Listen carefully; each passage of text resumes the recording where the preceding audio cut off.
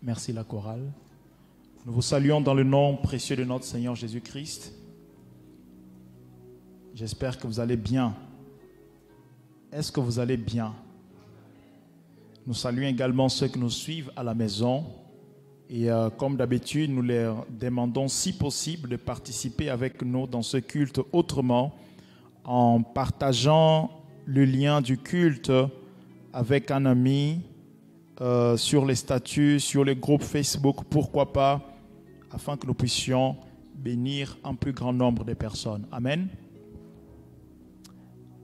C'est toujours une joie d'être là afin de partager la parole de Dieu avec nous et nous allons nous tenir debout rapidement afin de lire la parole du Seigneur.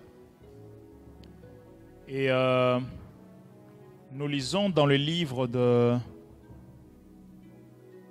Jacques, chapitre 5, versets 14 à 15. Jacques, chapitre 15, versets 14 à 15.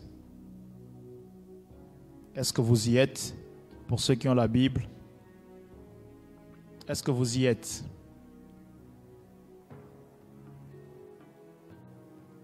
Amen, je vais lire. La Bible dit, quelqu'un parmi vous est-il malade? Qu'il appelle les anciens de l'assemblée.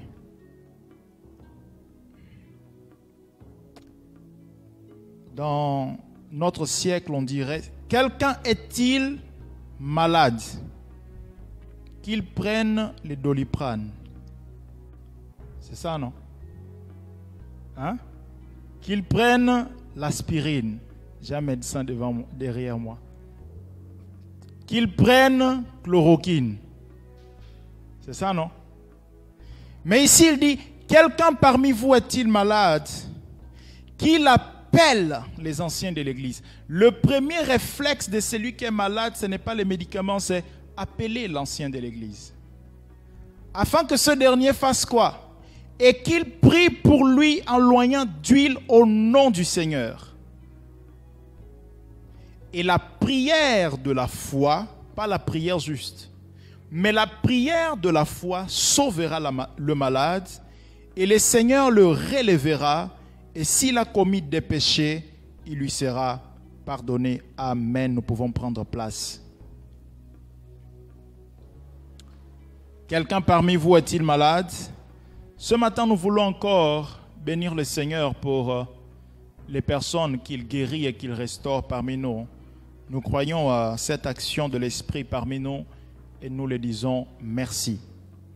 Aujourd'hui, j'aimerais partager avec vous, alors que nous sommes en train de parler de la prière, nous parlerons aujourd'hui particulièrement d'un type de prière, à savoir la prière de la foi. Donc notre thème d'aujourd'hui, c'est la prière de la foi. Il existe différentes manières de prier, il existe différentes expressions de prière et aujourd'hui particulièrement nous parlons de la prière de la foi. Et j'aimerais introduire cet enseignement en nous rappelant qui est Jésus-Christ de Nazareth et qui est Dieu. Vous savez, lorsque nous lisons la Bible dans le livre de Jean, chapitre 14, verset 6, quand vous lisez toute la Bible, Jésus déclare ou parle de cette chose qu'il est. Et dans le livre de Jean, chapitre 14, verset 6, il dira ceci, « Je suis le chemin. » Et il dira aussi, « Je suis la vérité. » Et il dira, « Je suis la vie. » Mais si nous arrêtons juste sur sa première déclaration en disant « Je suis le chemin », Jésus est en train de dire en fait qu'il est, pour celui qui est malade, il est le chemin pour la guérison. Pour celui qui est triste, il est le chemin pour la joie. Pour celui qui est perdu, il est le chemin pour le salut. Pour celui qui est dans un échec quelconque, il est le chemin pour la réussite et le succès. Jésus, il est le chemin. Peu importe la personne, peu importe la situation, la solution que nous cherchons, Jésus déclare, moi, je suis ce chemin qui vous permettra d'aboutir à cela, d'arriver à votre fin. Je suis le chemin. Voilà pourquoi quand nous acceptons Jésus-Christ comme notre Seigneur et Sauveur et que nous grandissons dans la foi, nous n'attendons plus que Dieu fraye un chemin devant nous, car nous sommes déjà dans le chemin. Il n'y a plus de chemin à être frayé parce que tout le chemin qui n'existait pas, on vient d'être sur le chemin. Jésus-Christ de Nazareth. La seule chose que j'ai à faire désormais quand je l'accepte, ce n'est plus d'attendre à ce que Dieu fraye le chemin parce qu'il est le chemin. La chose que j'attends maintenant, c'est juste d'avancer parce que le chemin est frayé. C'est qui ce chemin? Jésus-Christ de Nazareth. Bien-aimés, j'aimerais nous dire que Jésus est tout pour tous. Pour les perdus, il est le sauveur. Pour les malades, il est le guérisseur. Il est tout pour tous.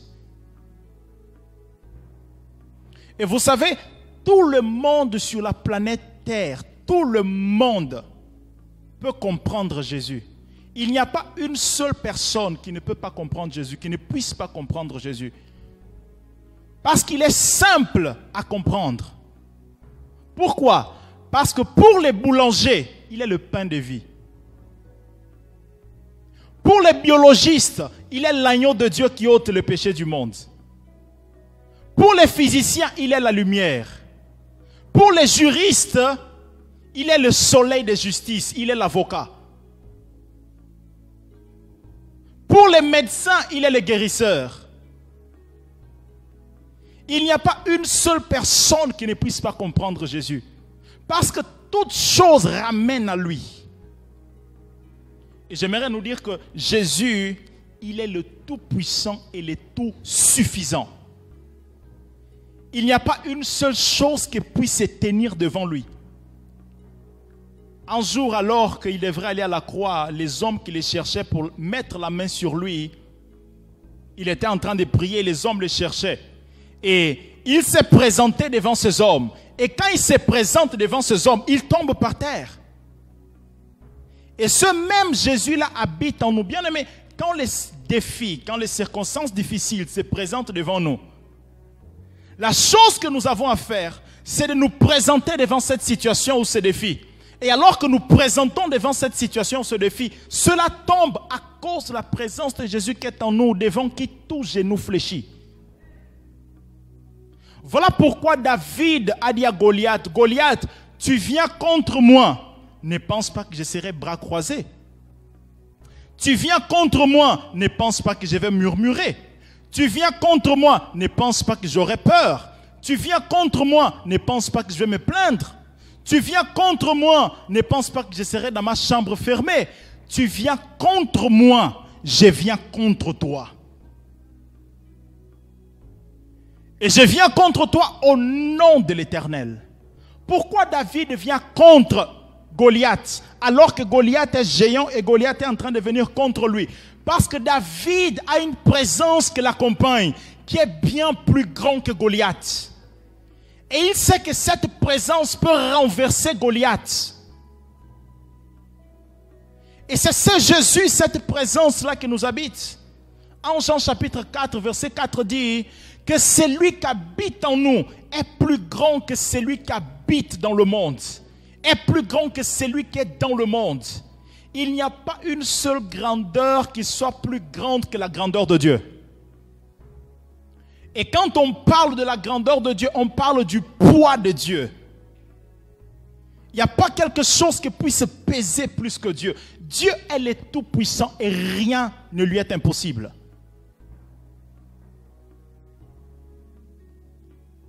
Dieu est tellement grand et tellement puissant. Un jour, il a appelé son serviteur Moïse. Il a accordé sa puissance et son autorité à son serviteur. À tel enseigne que son serviteur même pouvait ouvrir la mer. Il a juste étendu sa main. Et la Bible dit que l'Éternel a soufflé sur la mer s'est ouverte. Le Dieu qui est capable d'ouvrir la mer. Il a créé les cieux et la terre. Et le mystère de Dieu est insondable. Parce que quoi qu'étant grand, il habite le ciel et il fait de la terre ses marchepieds. Ça montre sa grandeur. Mais vous savez quoi? Malgré toute cette grandeur, il est capable d'habiter dans notre cœur. Ça, c'est le mystère de Dieu. Raison pour laquelle, bien-aimés, nous n'avons pas une raison pour ne pas avoir foi en Dieu. Nous n'avons pas de raison. La foi ne devrait pas être une option. Parce que Dieu nous a donné par les Écritures toutes les preuves, toutes les raisons pour que nous puissions croire en lui. Mais quelquefois, il est plus facile de croire aux paroles des hommes que croire à Dieu, croire en Dieu. Il n'y a pas de raison pour que nous ne puissions pas croire en lui, avoir foi en lui. Et si je parle de la foi en Dieu, c'est parce qu'il ne serait pas convenable de parler de la prière de la foi sans parler de quoi? De la foi elle-même. Il ne serait pas convenable de parler de la prière de la foi si nous ne comprenons pas ce que veut dire la foi. Mais pour parler de la foi, nous avons besoin de comprendre deux terminologies, deux concepts, deux mots qui habitent l'esprit de l'homme mais qui ne devraient pas. Parce que j'aimerais que nous puissions comprendre que, je disais l'autre fois, j'ai fait ma formation, avant de faire la théologie, j'ai fait d'abord l'informatique. Et ce n'est pas une raison pour dire ceci, parce que même dans la bureautique, on peut l'apprendre. Et aujourd'hui, tout le monde le sait. L'homme est comme un ordinateur. L'ordinateur a tout le moyen de bien fonctionner. Avec les systèmes d'exploitation, avec les applications qu'on y met, il a tous les moyens pour bien fonctionner. Mais il suffit qu'un virus puisse pénétrer cet ordinateur. Il ne fonctionne plus bien. Il devient lent, il rame, il n'affiche plus certaines choses, d'autres même ne s'allument plus à cause d'un seul virus. Et il faut comprendre que les mots peuvent être un virus dans le système de l'homme. Parce qu'un mot renvoie à une réalité. Si je dis banane, qu'est-ce qui est venu dans votre esprit? Est-ce que vous avez l'image de quelque chose de vert ou jaune dans votre esprit maintenant? Personne. Si je dis voiture, qu'est-ce qui vient dans votre esprit? Si je dis think, qu'est-ce qui vient dans votre esprit? Think. Shrink, qu'est-ce qui vient dans votre esprit? Hein? Rien, n'est-ce pas? Pas ça ne renvoie. Si je dis dinosaure, qu'est-ce qui vient dans votre esprit? Pourquoi? Parce qu'un mot renvoie à une réalité. Voilà pourquoi il y a deux mots qu'il faut étudier avant de parler de la foi. Le premier, c'est le mot blocage. Parce que tant que l'homme a dans son esprit, dans sa pensée, les mots blocage, il renvoie son être toujours au blocage. Parce qu'un mot renvoie à une réalité. Tant qu'un mot vous habite, il va toujours vous envoyer dans cette réalité. Voilà pourquoi ce chant est très profond, que tous les autres noms disparaissent. Ça veut dire qu'il y a des noms, il y a des mots qui doivent disparaître de notre système de pensée, notre système de croyance. Parce que tant qu'ils y sont, ils nous renvoient dans ces réalités. Et s'ils ne tombent pas, nous ferons toujours face à ces réalités. Non pas parce que Dieu les a prévus, mais parce qu'il y a quelque chose, un virus qui a pénétré notre système. Et quelquefois, s'il y a un mot que nous avons beaucoup dans nos langages, c'est le mot blocage. S'il y a un mot que nous avons beaucoup dans nos pensées, c'est le mot blocage. Est-ce que 2 personnes peuvent venir rapidement?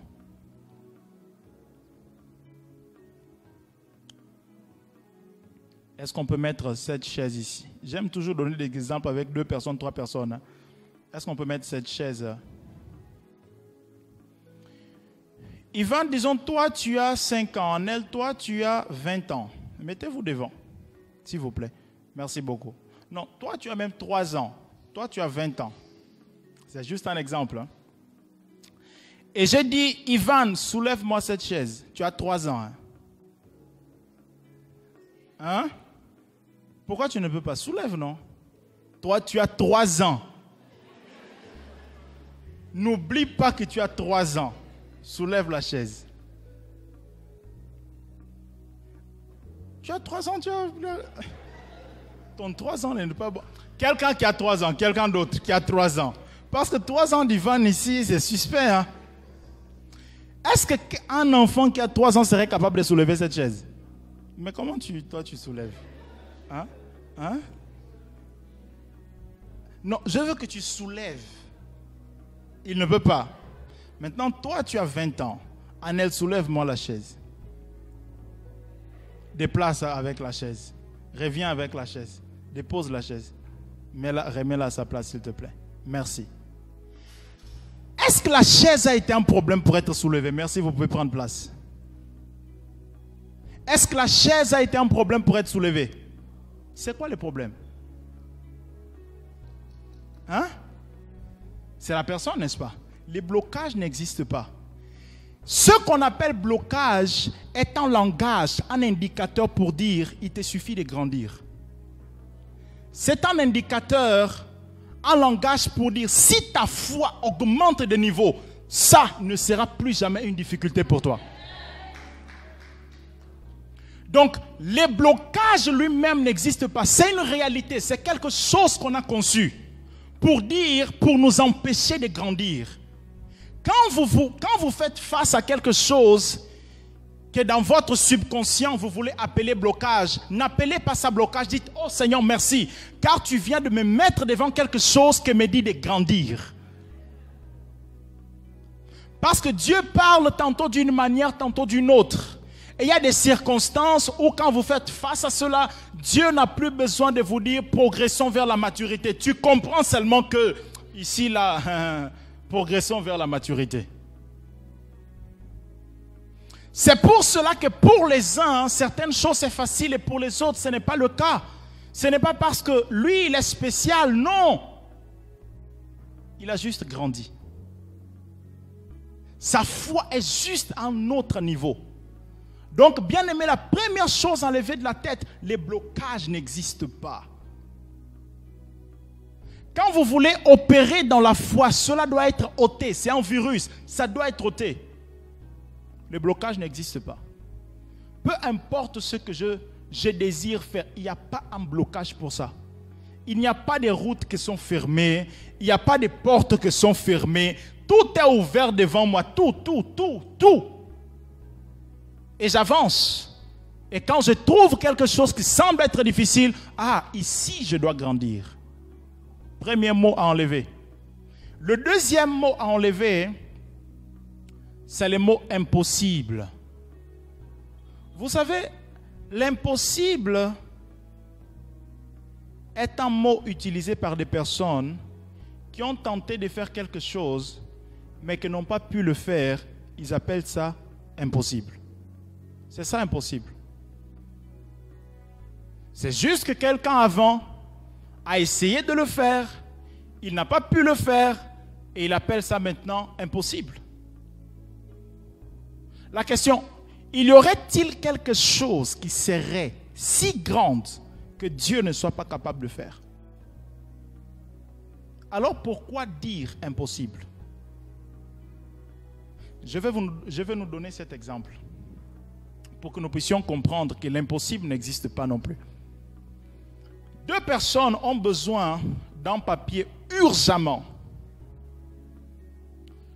L'un vient de son village et il va dans l'administration pour chercher ses papiers. Il arrive là, il demande les papiers, on lui dit le papier ne peut qu'être prêt d'ici 20 jours.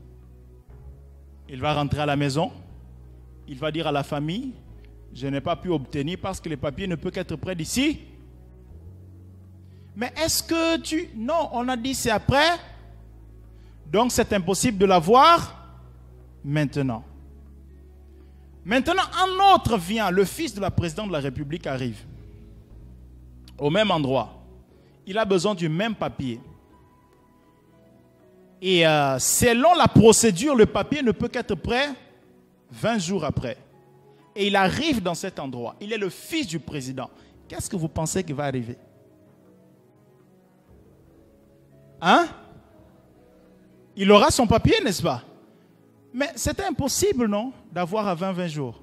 Comment ça a été possible maintenant? Hein? L'impossible n'existe pas. Quand nous faisons face à une circonstance que nous croyons être impossible, ça veut dire qu'il faut employer une autre loi pour atteindre la chose. Ça veut dire que la loi que j'ai employée pour avoir cela n'est pas la bonne. Alors je change de la loi. Je adopte maintenant la loi de la foi pour l'obtenir. C'est pour cela que le fils du ministre, du président peut venir et obtenir cela parce qu'il utilise une autre loi.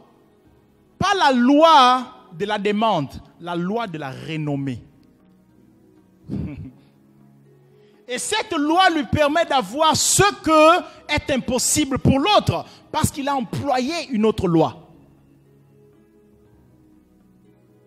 Donc l'impossible n'existe pas. Vous savez, quelquefois nous croyons, nous pensons que quelque chose est impossible parce que les justes ne veulent pas marcher par la foi. Parce que la foi est la seule loi qui peut controverser ce qu'on pense être impossible.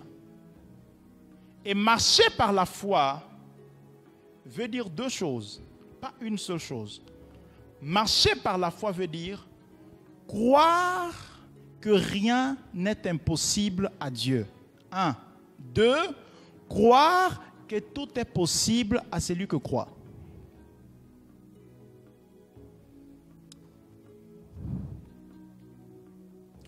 Ce qui fait en sorte que l'impossible devienne possible, marcher par la foi a ces deux composantes. Je répète, la première, c'est de croire que rien n'est impossible à Dieu.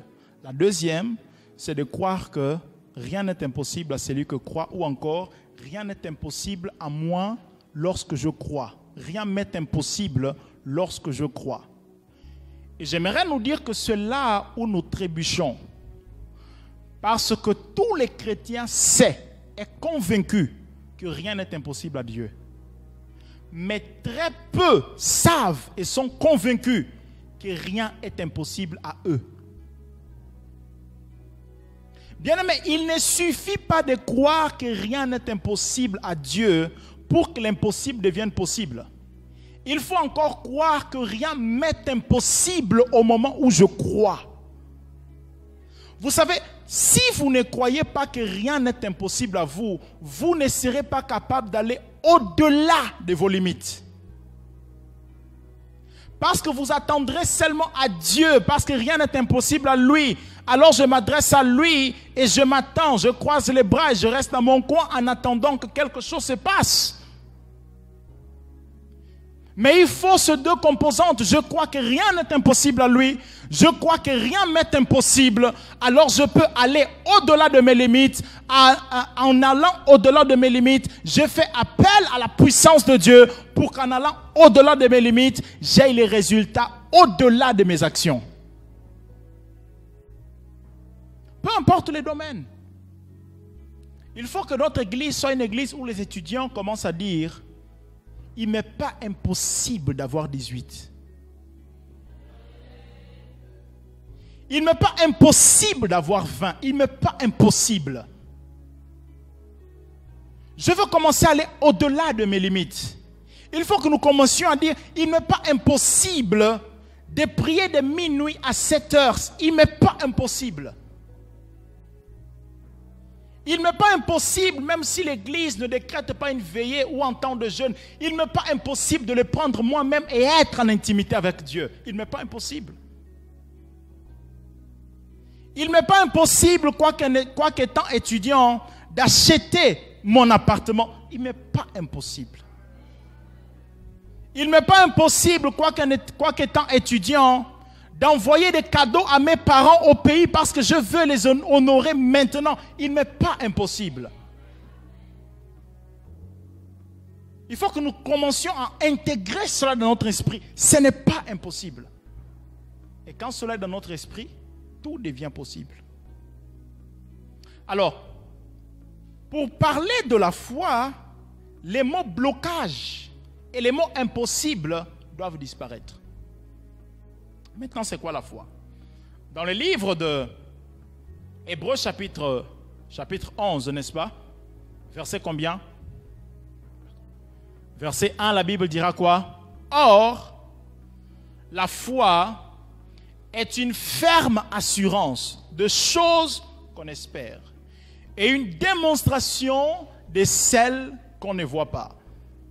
Permettez-moi de vous traduire cela autrement. Or, la foi est une ferme conviction des choses claires et spécifiques qu'on espère et une preuve de celles que les autres ne voient pas. Parce que la foi, quand la Bible dit une démonstration de celles qu'on ne voit pas, ce n'est pas toi, c'est les autres. Les autres ne voient pas cela, mais moi, je vois cela.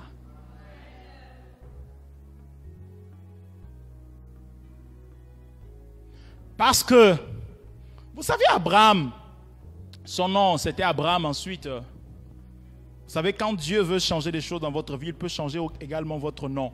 Afin qu'à force d'écouter, que les gens commencent à déclarer des bonnes paroles pour votre propre vie, que les gens commencent à vous bénir. Alors Dieu a changé le nom d'Abraham. Il a donné le nom d'Abraham, le père d'une multitude. Vous savez, quand Abraham marchait dans les quartiers sans enfants, vous savez comment on l'appelait?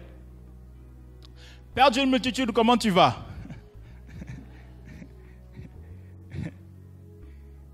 Et au début, Abraham était embarrassé. Hey, moi, père, Seigneur, la honte. Moi, je n'ai même pas un enfant, mais on est en train de m'appeler. Quand vous lisez la Bible, c'est lorsque Dieu a changé le nom d'Abraham qu'il a eu l'enfant. Pourquoi? Tous les jours, les gens le bénissaient. Père d'une multitude, père d'une multitude, père d'une multitude. Et à force d'entendre des bonnes déclarations, à force qu'on le bénisse, père d'une multitude, il a fini par avoir l'enfant. Hein? Mais avant cela encore, Dieu avait fait Abraham voir les étoiles et voir les sables de la mer. Vous savez, tout ce que Dieu vous permet de voir, Dieu vous donne cela en possession. Tout. Voilà pourquoi la foi, quand on dit celle qu'on ne voit pas, ça ne doit pas être ce que tu ne vois pas, c'est ce que les autres ne voient pas. Ça veut dire que tu as en toi une preuve de quelque chose que les autres ne voient pas, mais tu as la preuve en toi. J'ai cette preuve en moi. Alors, c'est quoi la foi? La foi, c'est s'approprier de quelque chose par l'écoute de la parole de Dieu et rendre cela évident à travers la puissance du Saint-Esprit par nos paroles, nos actes, nos pensées. Je reprends. La foi veut dire s'approprier de quelque chose après avoir écouté la voix de Dieu. Et par la puissance du Saint-Esprit, rendre cela évident à travers nos paroles, nos actes et nos pensées. Vous savez, la foi est quelque chose d'extraordinaire. La foi renverse, redresse les cours de l'histoire. La foi renverse les choses. La foi met en place les événements afin que tu obtiennes ce dont ou ce que tu veux obtenir. La foi est une puissance surnaturelle qui est capable de mettre en place les événements. C'est pour cela que, avant d'agir, il faut prier. Pourquoi? Parce que la prière de la foi, nous allons y revenir. La prière de la foi est une prière que, avant que tu agisses, tous les événements ont déjà été mis en place. Quand tu fais le premier pas, l'événement 1 est déjà mis en place. Quand tu fais le deuxième pas, l'événement 2 est déjà mis en place. C'est pour cela qu'il faut prier avant d'agir. Quand nous agissons sans prier, les événements ne sont pas encore mis en place. Et c'est là où nous disons qu'il y a des blocages. Il n'y en a pas. La prière de la foi est celle qui met en place tous les événements. Parce que la foi met en place les événements. Avant que j'y arrive, tous les événements sont déjà mis en place. Quand j'arrive dans cette entreprise, 2 semaines avant, quelqu'un est parti en retraite. 2 semaines avant. Maintenant, quand j'arrive là, la personne est partie en retraite. Le premier événement est déjà. Quand j'arrive, ah oui, nous cherchions quelqu'un avec votre profil parce que 2 semaines en arrière, la personne qui était là, qui faisait cette même chose, est partie en retraite. L'événement est mis en place. Il y a 2 choses qui rendent la foi inefficace. 2 choses qui rendent la foi inefficace. La première se trouve dans le livre de Hébreux chapitre 6, verset 12. C'est le manque de persévérance. La foi a besoin pour l'appui, la persévérance. Je lis, en sorte que vous ne vous relâchiez point et que vous émettiez ce que par la foi et la persévérance héritent des promesses. Ce qui nous permet d'hériter les promesses, c'est la foi et la persévérance. La foi seule ne suffit pas. Quand nous éloignons de la foi, la persévérance, elle est inefficace. Elle est inefficace. La foi et la persévérance ensemble. Tu me dis non, je persévère. Tu me dis non, je persévère. Tu me dis non, je ne suis pas en train de parler non quand la sœur dit non. Je parle d'autres types de non. Hein? Amen, non? Hein? Parce que les frères ont commencé à dire, ah, elle m'avait dit non, je vais persévérer. Je n'ai rien dit à propos de cela. La deuxième chose qui rend inefficace la foi se trouve toujours dans le livre d'Hébreux, chapitre 11, verset 29. Si on peut mettre la version Semeur. Alléluia. Est-ce que vous êtes là? Est-ce que nous comprenons la parole? La parole nous fait du bien ce matin. Que Dieu multiplie notre foi. Que Dieu fasse de nous des hommes et des femmes de foi. Alléluia. La Bible dit, par la foi, les Israélites ont traversé la mer. Ils ont traversé c'est par la foi qu'ils ont agi. C'est par la foi qu'ils ont traversé la mer. Maintenant, écoutez la suite. La mer Rouge, comme une terre sèche, alors que les Égyptiens qui ont essayé d'en faire autant. Ça, c'est très mauvais. 2 personnes posent la même action, mais un réussit et l'autre échoue. Pourquoi? Parce que l'un agit par la foi, l'autre agit par essayage. Bon, il a mis son entreprise en place. Il a mis son entreprise de location de voitures et c'est en train de marcher. Moi, je vais essayer aussi. Tu vas échouer. On n'agit pas pour essayer. On agit par la foi. Quiconque agit par essai échoue. Ma soeur, ça fait déjà 1 année que j'étais dans la prière, dans le jeûne. J'étais observé pendant longtemps. Je me suis approché de la présidente. Elle m'a dit que tu es une soeur formidable. Alors, je suis venu vers toi afin qu'on essaye quelque chose ensemble. Dis-lui, on va échouer.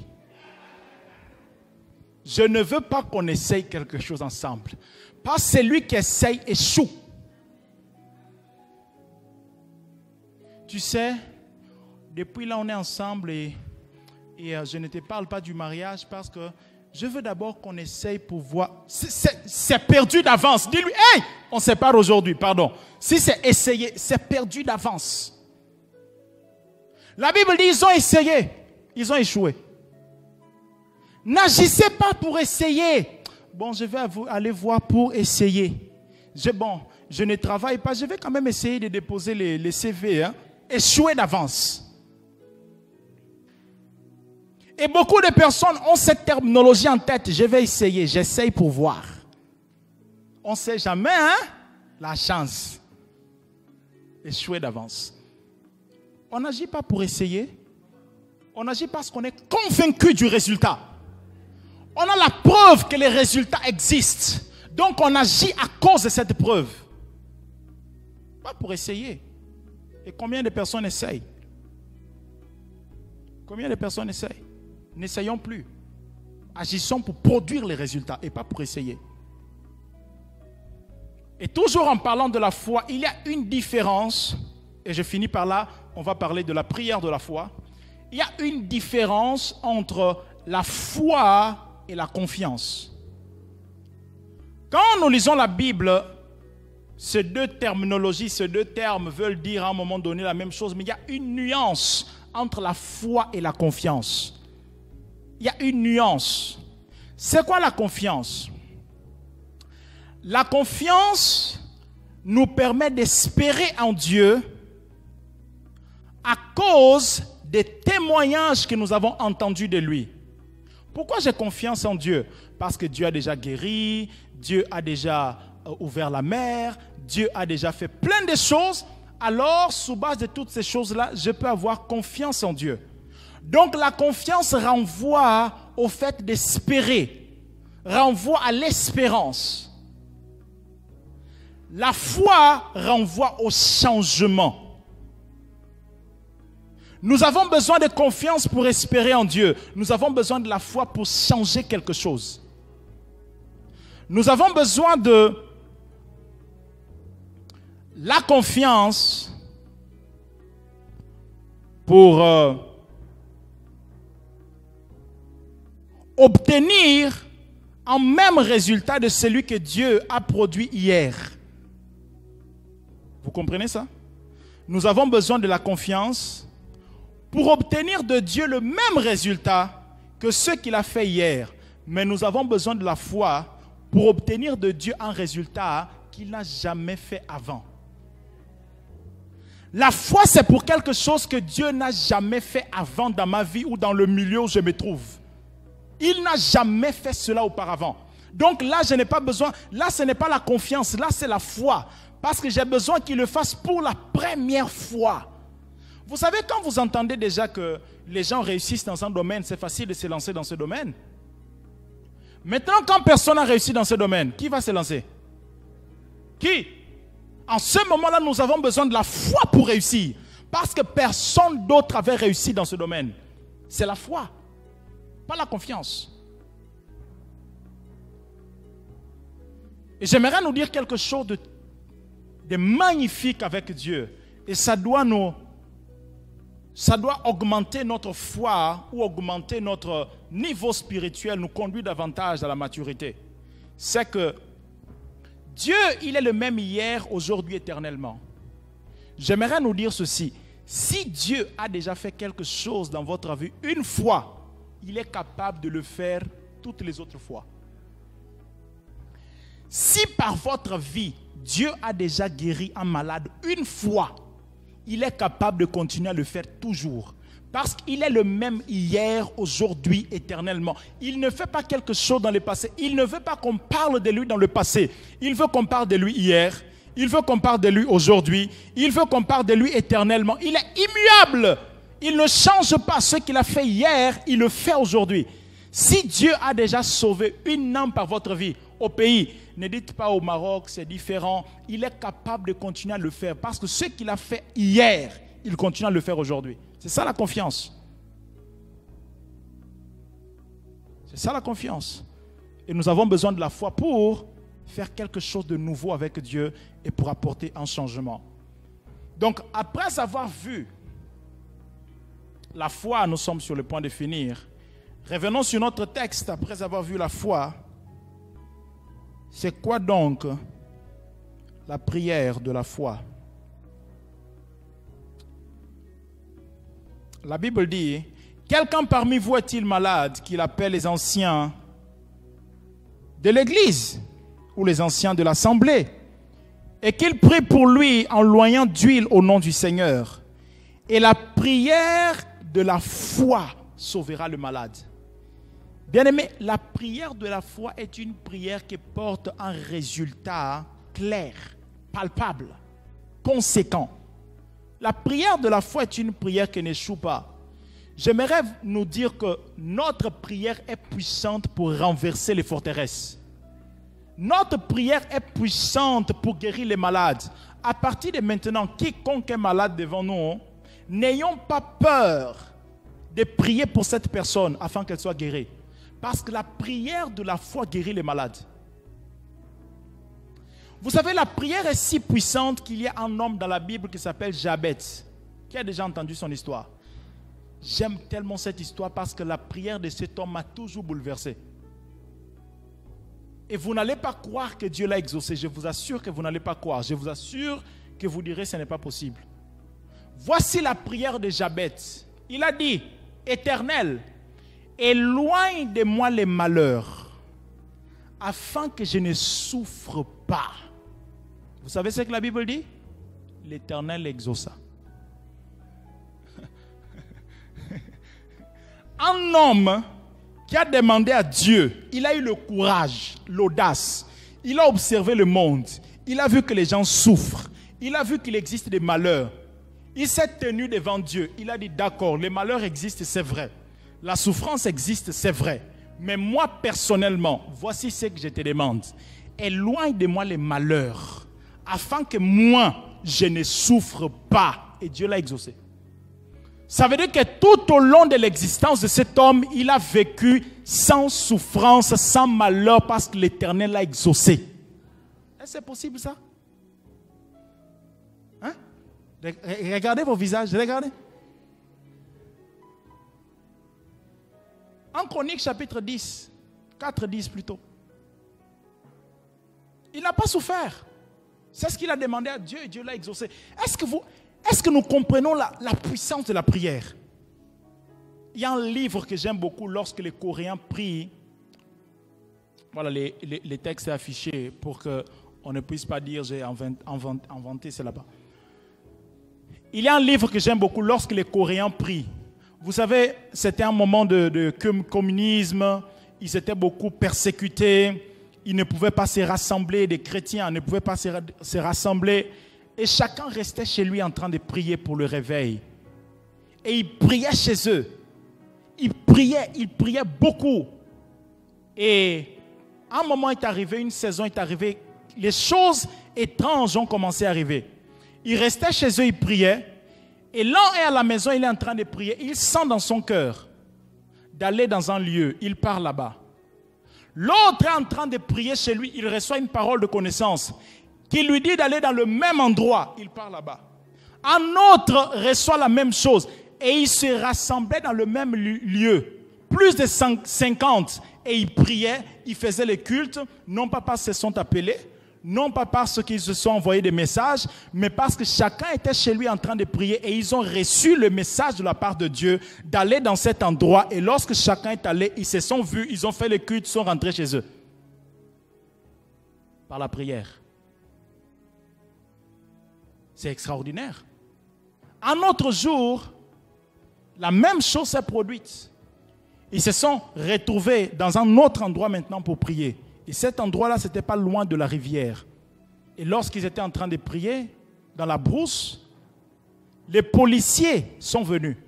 Ils ne devraient pas le faire. Les policiers sont venus, ont commencé à les poursuivre.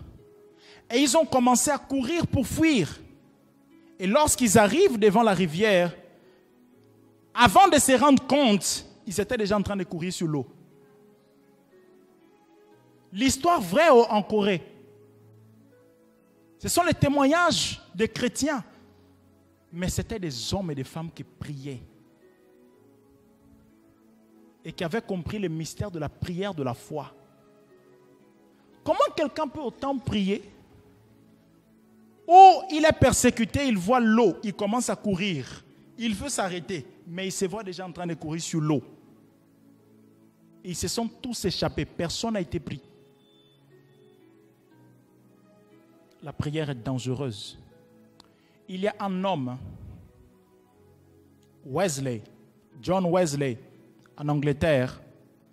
C'est lui par qui les églises méthodistes sont venues.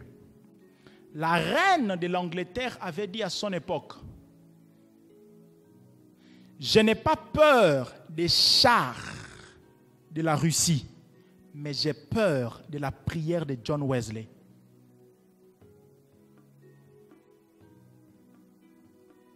Parce que John Wesley, par sa prière, il pouvait mettre quelqu'un au pouvoir, il pouvait enlever quelqu'un du pouvoir.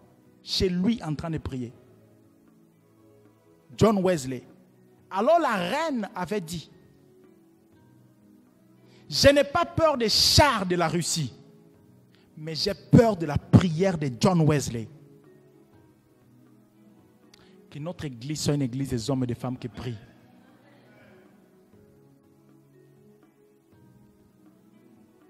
Et qu'on puisse dire, ces hommes qui ont bouleversé le monde sont ici. Maintenant, c'est quoi la prière de la foi?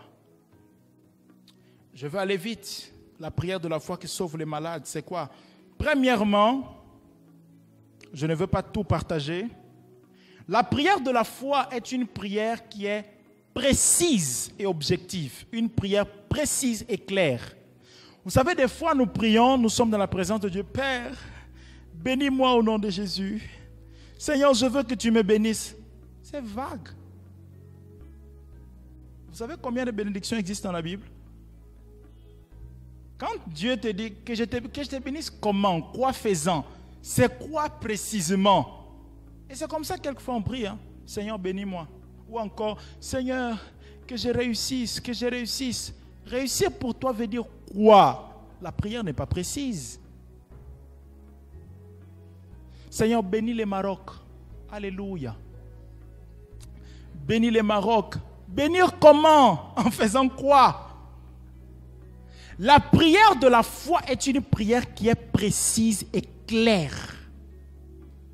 Quand vous lisez l'histoire de David dans le livre de 1 Samuel chapitre 23, David a entendu que les Philistins attaquaient la ville de Keïla. Et David a demandé à Dieu ceci: est-ce que je peux descendre à Keïla? 1. Est-ce que je vais les battre? 2. Il n'a pas seulement dit est-ce que je peux descendre à Keïla. Il a dit est-ce que je peux descendre? Et est-ce que je veux les vaincre? L'Éternel a dit descends car je te donne cette ville. La prière a été précise. Vous comprendrez pourquoi je vous donne cette histoire. Et ensuite, lorsque Saül a pris là où David était, Saül devrait venir à Keïla. Et David a demandé encore à Dieu, Dieu, Saül va venir. Est-ce que réellement Saül va venir contre moi comme je l'ai entendu? 1. Il a demandé 2. Et en venant, je dois partir ou je dois rester? Vous savez ce que Dieu lui a dit? Dieu lui a seulement dit, Saül va venir. Il n'est pas resté là.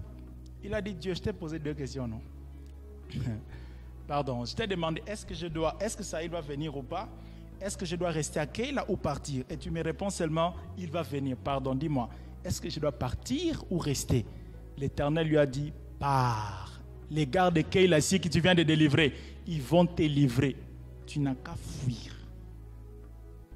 Maintenant, quand vous lisez maintenant Juges chapitre 10, il y a eu une division entre les Israélites et les Benjamites, la tribu de Benjamin. Et Israël a consulté Dieu. Dieu, est-ce que nous devons descendre pour combattre les Benjamites? Vous savez ce que Dieu a dit? Vous savez quelle a été la réponse de Dieu? Oui, allez-y. Maintenant, dites-moi, quand Dieu vous dit allez-y, foncez, vous espérez quoi? Vous espérez vaincre, n'est-ce pas? La Bible dit que Dieu leur a dit allez-y. Ils sont allés la première fois, ils ont été battus. Ils sont revenus, ils ont dit peut-être on a mal prié, non? On va refaire la prière. Éternel, écoute-nous bien, non? On te demande. Est-ce qu'il faut qu'on descende pour aller combattre les Benjamites? Éternel a dit allez-y. Les gars disent non, cette fois-ci quand même. Dieu ne peut pas nous tromper 2 fois. Ils sont allés.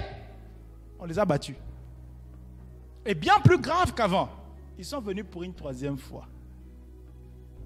Ils sont descendus. On les a battus.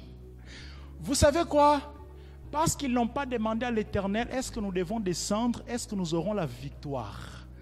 Ils ont juste demandé, est-ce qu'on peut descendre? Allez-y. L'Éternel, je veux ouvrir mon entreprise. Est-ce que je dois l'ouvrir? Ouvre. Tu as demandé, non? Ouvre. Ouvrir et réussir l'entreprise, ce sont deux choses différentes. L'Éternel, je sens que j'ai grandi, j'ai déjà tel âge. Dois-je rentrer dans une relation? Dois-je aller voir la sœur? Va. Tu veux? Va. Mais quand tu arrives, échec. Mais Dieu, tu m'avais dit d'aller. Oui, je t'ai dit d'aller. Je t'ai jamais dit que je serai avec toi et que je te donnerai la victoire. Ta prière n'a pas été précise. Oh, quand j'étais au pays, j'avais demandé à Dieu, Dieu, dois-je aller au Maroc ou en Chine? Va au Maroc. Je suis venu au Maroc, mais j'ai trouvé des difficultés ici. Oh Dieu, c'est toi qui m'as dit de venir. Je t'ai dit de venir. Je t'ai jamais dit que je t'accorderai la réussite. Ta prière n'a pas été précise. La prière de la foi est une prière qui est précise. Je demande à Dieu tous les détails de la chose. Éternel, veux-tu que je fasse? Oui. Quand est-ce que tu veux que je fasse? Comment veux-tu que je fasse? Aurais-je la réussite en le faisant? C'est ça la prière de la foi.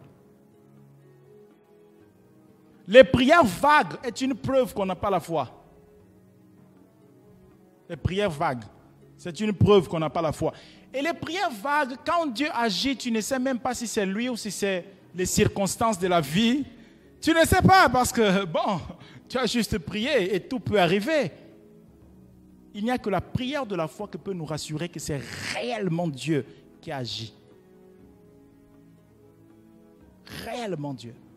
Donc la prière de la foi, premièrement, je finis, est une prière précise. Deuxièmement, la prière de la foi est une déclaration ou un ordre qu'on donne. C'est ça la prière de la foi.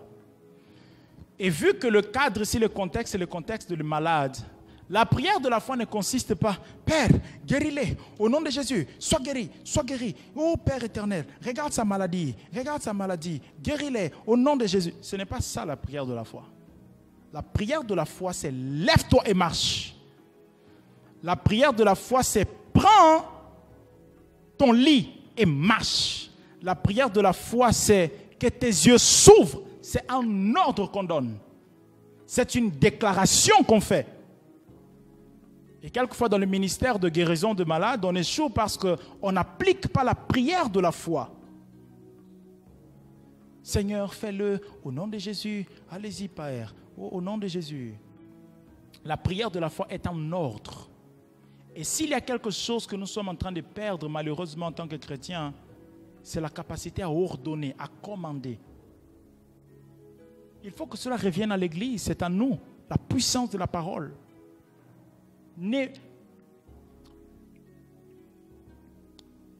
Je connais un frère, un jour, il avait fini de jeûner. Au Maroc ici, il a fini de jeûner.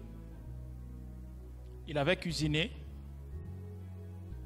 Et quand il avait mis au frigo, quand il ouvre les frigos, la nourriture n'est pas en bon état. Aïe! J'ai fini les jeûnes, j'ai faim.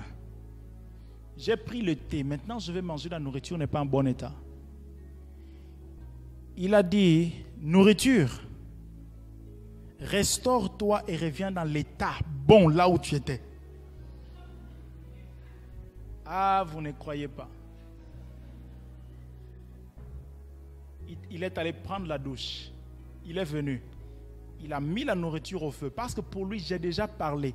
Il a mis ça au feu. Il a ouvert la marmite. Les choses qui étaient au-dessus de la nourriture, qui montraient que la nourriture était gâtée, c'est parti. Il a mis ça au feu. Il a chauffé, il a goûté. Tout était bon. Les gens croient que c'est une histoire. Je lui demanderai un jour de venir témoigner alors. Histoire vraie. La puissance de la parole. Il a donné un ordre à cette nourriture. Je connais un autre en Côte d'Ivoire. Même chose. Il a fini de prier. Il avait faim, rien à manger. La papaye, elle a cru. Il a dit à la papa, mûris-toi.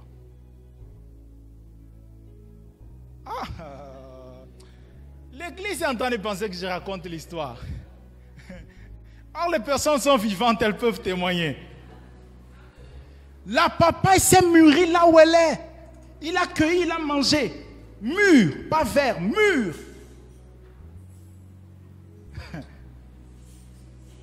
Nos paroles ont la puissance. Et il y a des moments où il faut prier la nuit. Seigneur, fais-le.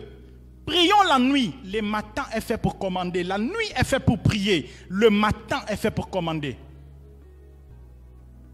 Le matin est fait pour ordonner. Voilà pourquoi Jésus, il priait la nuit. Le matin, il ne disait plus, Père, guéris les malades. Quand il était devant Lazare, il a dit, Père, je te rends grâce car tu m'exauces toujours. Lazare, sors, ordre. J'ai déjà prié la nuit, tu veux encore que je prie le matin? Non, le matin c'est pour commander, c'est pour ordonner.